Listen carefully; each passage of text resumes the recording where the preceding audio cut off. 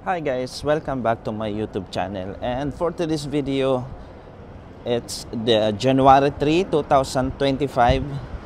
And guys, alam niyo ba na meron na namang outbreak ng virus, yung tinatawag na human, I don't know how to pronounce it, but ingat-ingat po tayo guys kasi yung bagong virus na ito ay para siyang COVID-19 na ano na naman ngayon, kumakalat.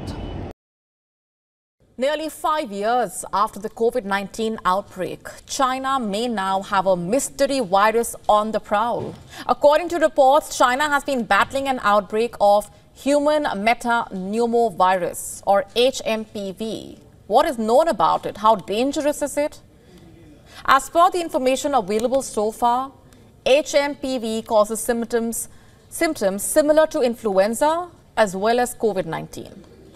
However, unlike the two, it currently does not have any corresponding vaccine.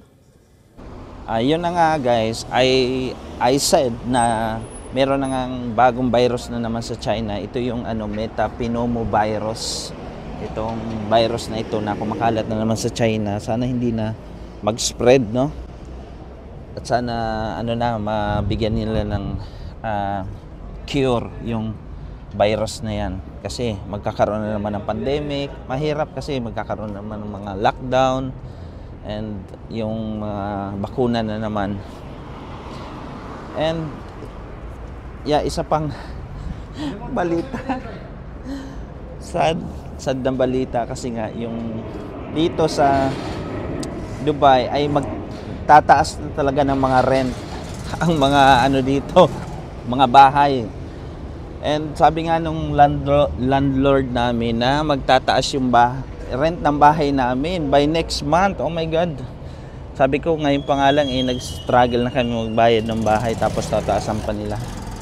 Kaya hindi namin alam kung saan kukuha ng pangdagdag na naman. Bakit yung sahod hindi naman tumataas? Tapos yung mga bilihin tumataas ng taas. Grabe. Ay. At kung nandito kayo guys sa UAE, pagka lalabas kayo kahit tanghali, huwag nyo kalimutan magdala ng jacket kasi sobrang lamig. As in, sobrang lamig na. Peak na ng winter dito sa UAE. And kaninang umaga nga ay umulan. Ngayon, tuyo na yung kalsada.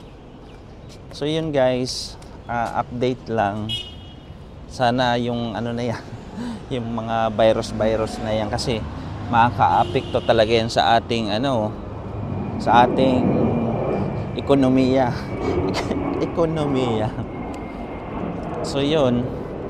So nag-aantay na ako ng aking car lift at panggabi ako ngayon. Ang pasok ko ngayon is 3 to 12 ng midnight, tapos ang uwi ko niyan dito sa bahay mga more than 1 hour, 1 o'clock na ng madaling araw.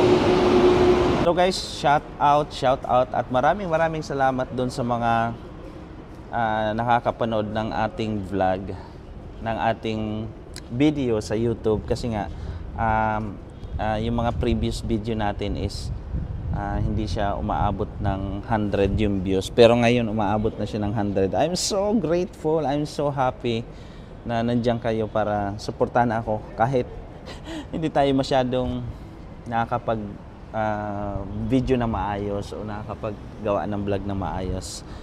Maraming salamat. Ingat po tayo lahat. God bless you all. Bye-bye.